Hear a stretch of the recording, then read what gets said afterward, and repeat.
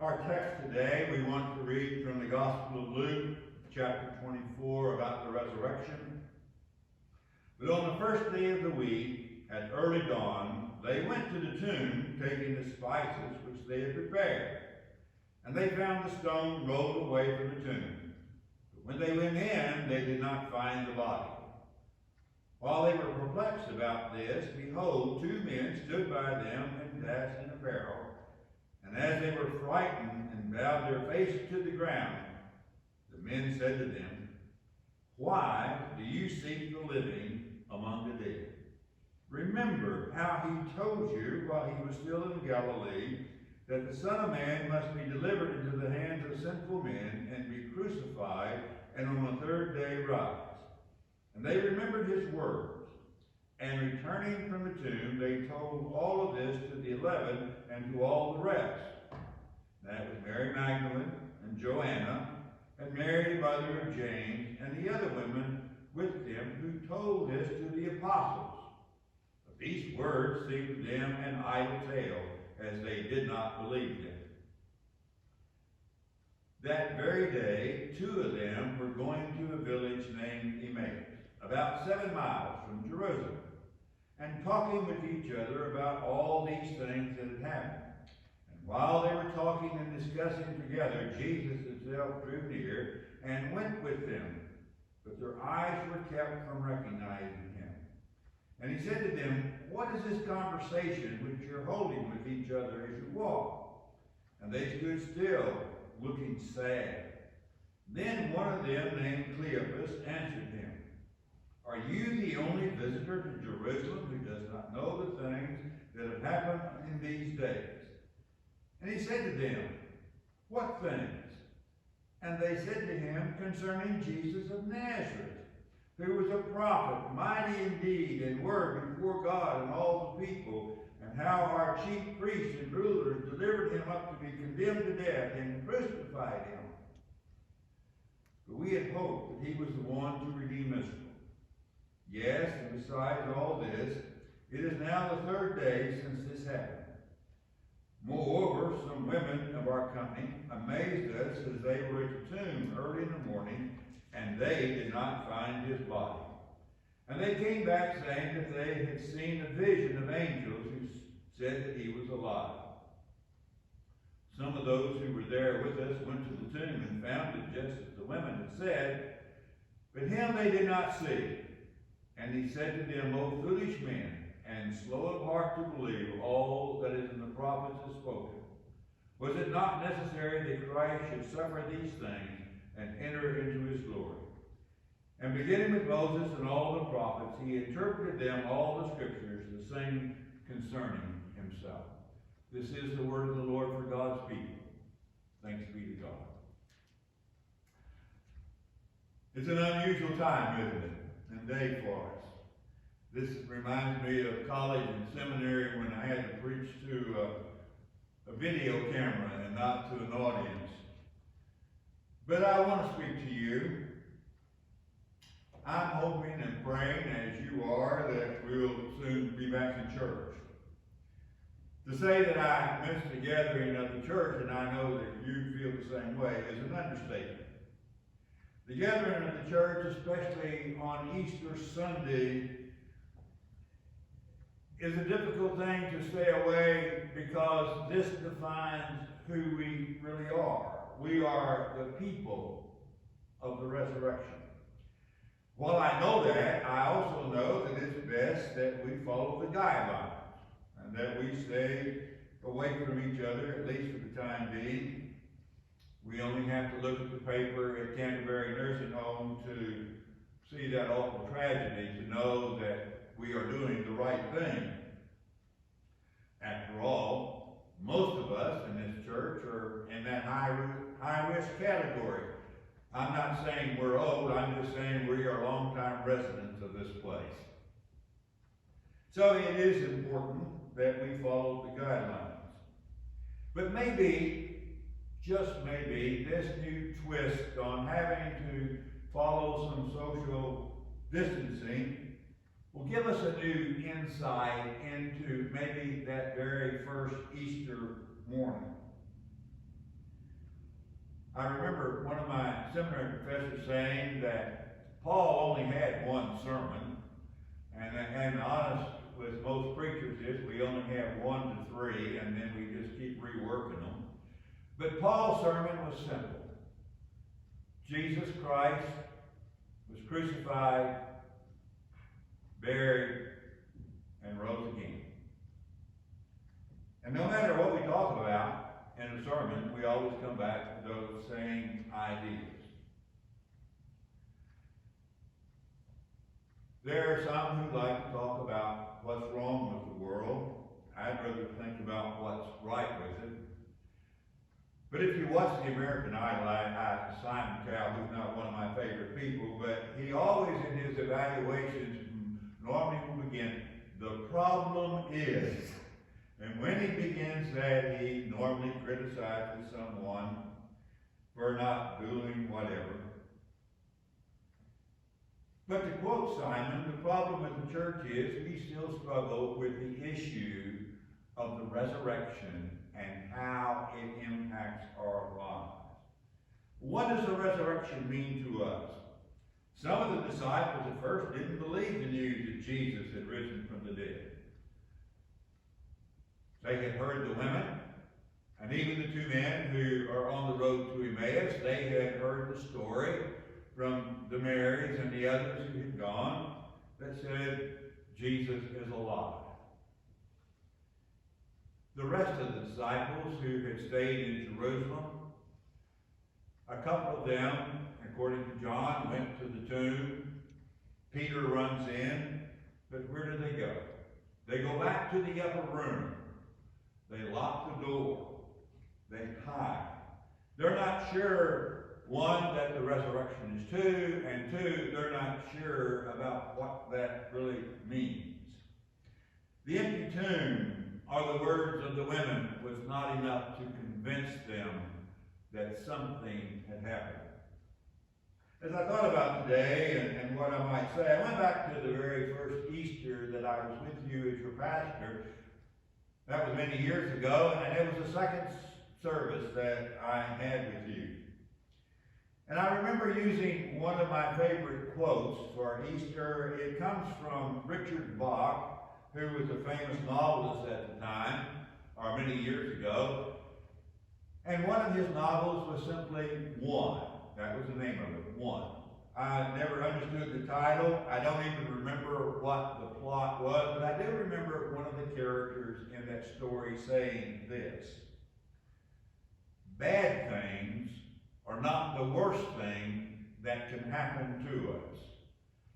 Nothing is the worst thing that can happen. Now we can all identify with that. I suspect that we've all had some experience, and probably we're experiencing it right now with the coronavirus. We are isolated at home, and while the world's going on, it seems as if nothing is happening because we can't interact, we can't do things, we can't be what we used to be. Waiting is sort of like watching paint dry or grass to grow. We know that it's happening, but it is ever so slow, and we want something to happen. Have you ever waited in a hospital waiting room for the doctors to come, and the minutes turned into hours, and the hours turned into days, and you're waiting and waiting? You know something is happening, but you're just waiting. Or maybe, and especially now with this coronavirus and so many people out of jobs, and people are going to be waiting to hear, am I going to be re-employed, or can I find a new job? Young people are graduating and are anxiously awaiting whether or not they're going to be accepted in a school or in the military or whatever it is they want to do. And the waiting seems as if nothing is happening. Now, if you can take that experience and magnify it about 50 times, maybe you can begin to grasp what was happening on that very first Easter morning. The sun had set on Friday. Jesus was dead. He had been put in the tomb. And all of these friends were absolutely terrified and afraid. When the women went to the tomb that morning, they were not going looking for a risen Lord. They were looking for a dead body to anoint. That was the custom. But Jesus had died so late in the day that they didn't have time. And according to Jewish traditions, you could not anoint a body after sundown on Friday. But as they are there looking for that body to put the spices on, the angel says, "Why are you seeking the living among the dead?" And then the angels asked, "Do you remember what Jesus said?" I'm not sure I would want to have that test question asked to me. Do you remember what was going on or what was said? But the angel reminded them, he said, "I'm going to die and be raised up."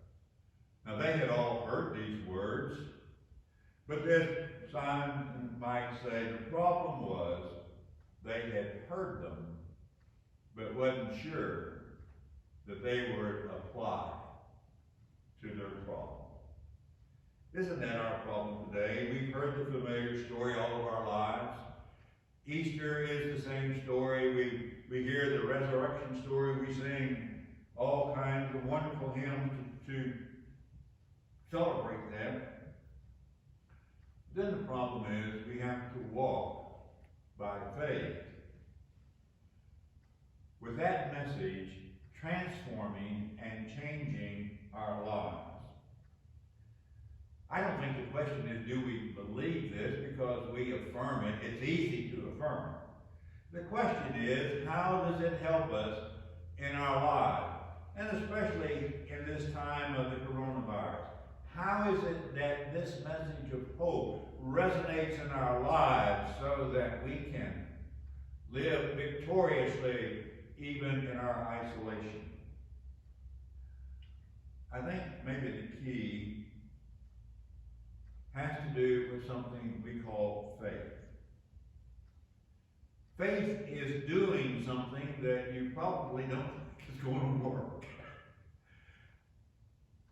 Faith is doing something that you may have tried many times and failed, but you have been asked to do it again.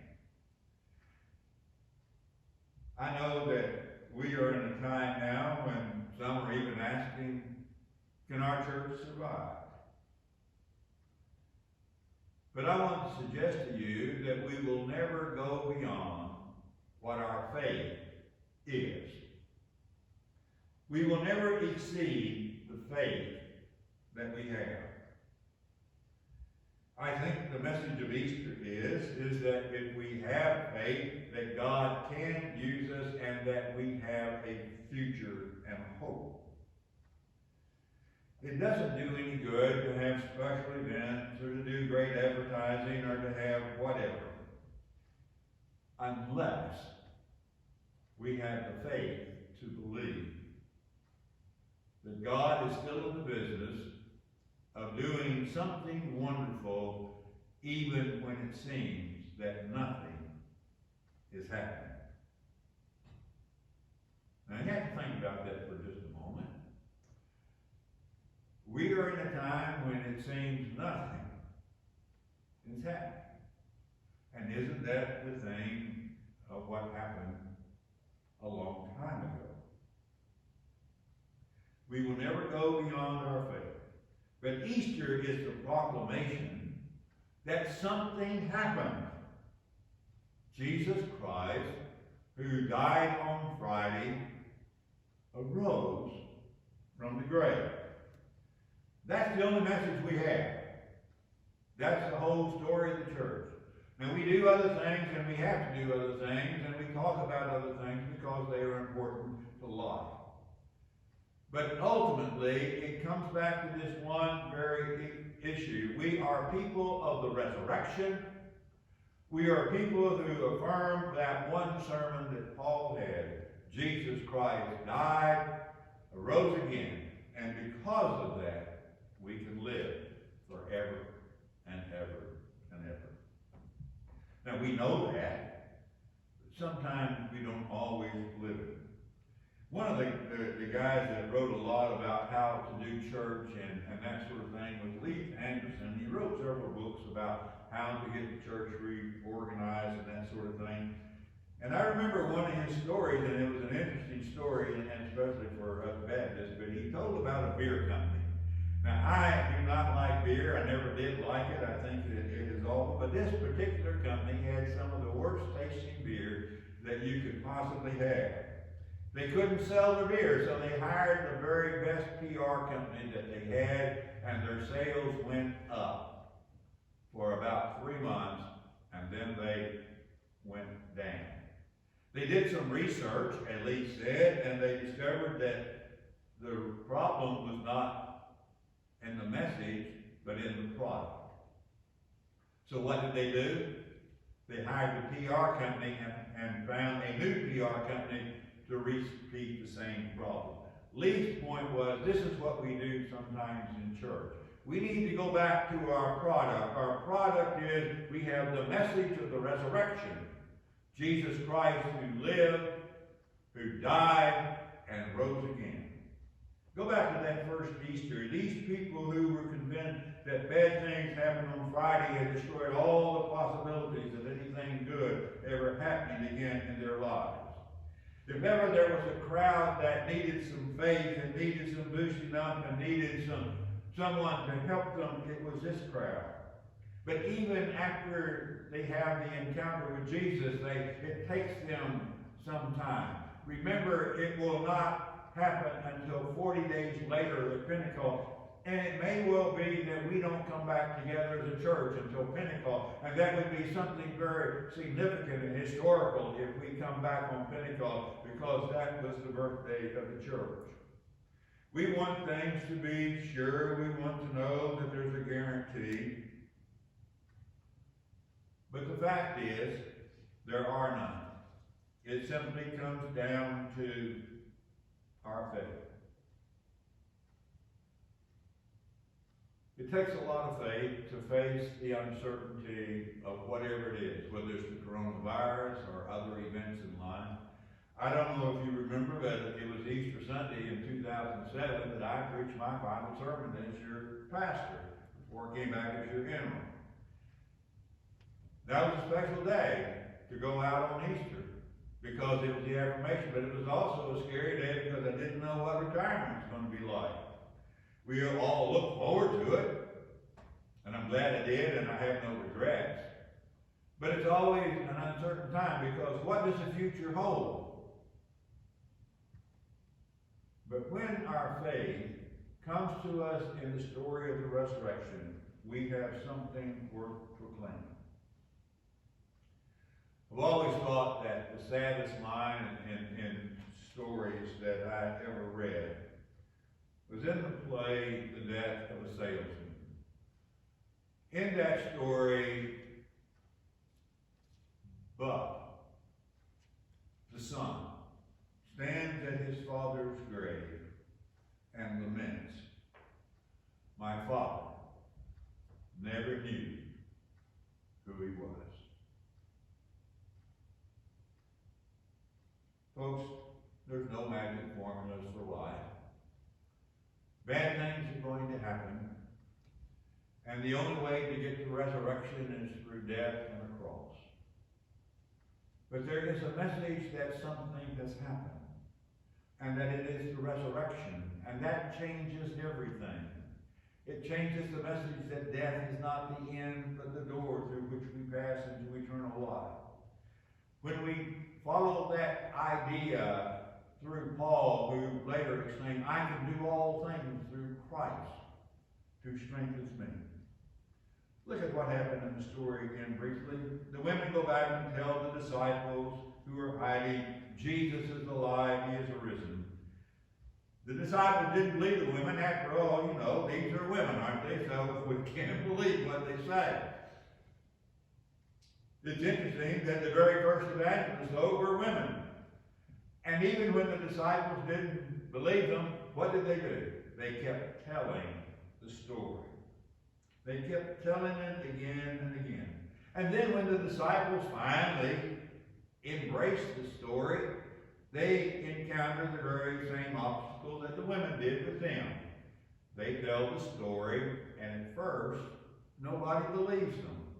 What did they have to do? They had to keep telling the story and telling the story, but they also had to demonstrate by their lifestyle that Jesus Christ was alive and meant something to them.